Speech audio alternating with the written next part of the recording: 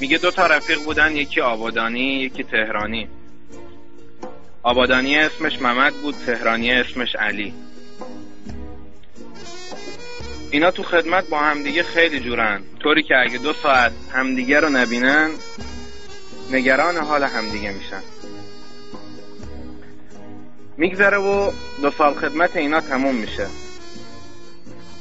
دم در همون پادگان که میخوام با هم خداحافظی کنن، تهرانیه با آبادانیه میگه محمد خدمتمون تمام شد، رفاقتمون تمام نمیشه.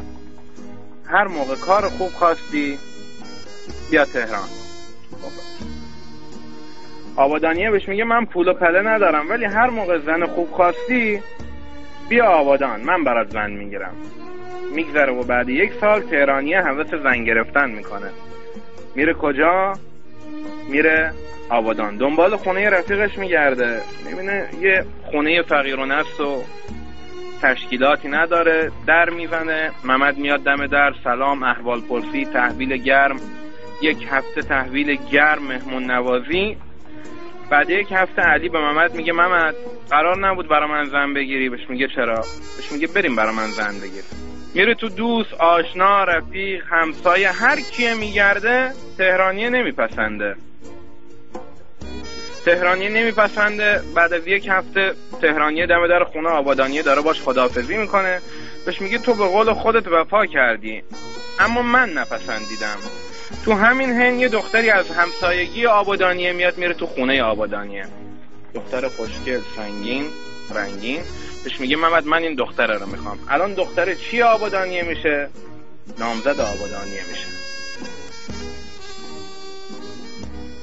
بهش میگه باشه. با خانواده ها صحبت میکنه، با نامزده صحبت میکنه، بدون اینکه تهرانیه بفهمه دست دختره رو میده تو دست پسره رو میفرستش بره تهران. بعد از 1 سال پسره گوشه‌گیر شده، معتاد شده. مادرش بهش میگه زنتو دادی رفت، برو ببین رفیقت بهت کار میده.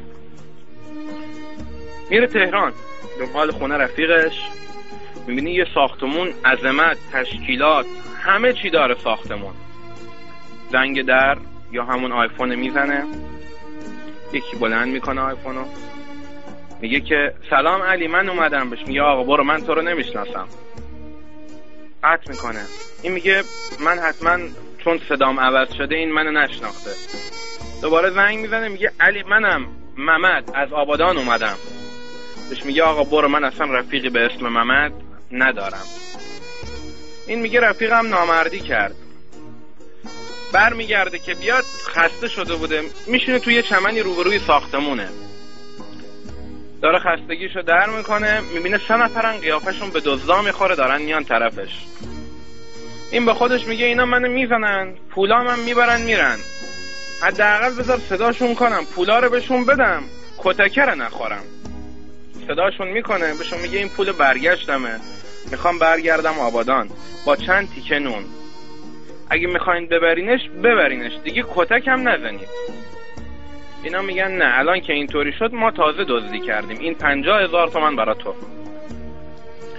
50,000 تومان رو بهش میدن. این میگه میرم یه دست کت و شلوار میگیرم، یه حمام عمومی میرم، یه اصلاح میکنم، برمیگردم آبادان. به مادرم میگم رفیقم بهم کار داد، من نخواستم، نگم رفیقم نامردی کرد. میره دست کت و شلوار میگیره، حمام عمومی میره، اصلاح میکنه. داره برمیگرده که سوار ماشین بشه، یه خانومی با ماشین براش بوق میزنه، آقا بیا سوار شو، آقا بیا سوار شو. آبادانیه میگه خانم برو تو رو خدا، من بچه تهران نیستم، بچه شهرستانم، زودم گول میخورم، از همه آدما هم گول خوردم، دیگه تو گولم نزن.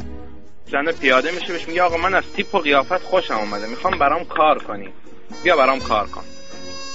میره جایی که زنه کار میکنه، یه پوشاک زنجیره‌ای داره زنه، یه غرفه رو میده دست پسره. از برکت دست پسره کار زنه میگیره. بعد از 6 ماه زنه بهش میگه خوشم اومد، واقعا مردی، اگر دوست داری بیا دخترم هم بگیر. دخترش هم میگیره. میگذره بعد از چند وقت دختره بهش میگه محمد یه مجلس شرابخوری داریم بالای شهر، میای بریم؟ بهش میگه بریم. میرن بالای شهر. یه گوشه مجلس میشینن، اون گوشه مجلس کی نشسته؟ نامزد سابق آبادانیه که الان شده زن تهرانیه. آبادانیه میگه ساقی اول من. میگن بگو. میگه بزنید به سلامتی اون رفیقی که قول داد و به قولش وفا نکرد. همه میزنن. میگه پیک دوم بزنید به سلامتی اون 3 تا دزدی که به دادم رسیدن و بهم پول دادن. پیک دومم میزنن. میگه پیک سومم بزنید به سلامتی این زنی که بهم کار داد و این دختری که زنم شد. خب هر چی بود به تهرانیه پرونده بود دیگه.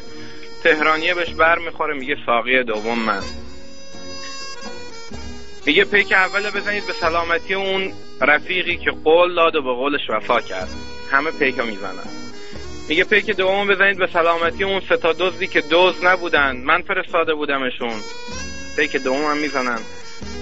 میگه پیک سوم بزنید، قسم خورده بودم نگم ولی میگم، پیک سوم به سلامتی اون زنی که مادرم و اون دختری که خواهرمه.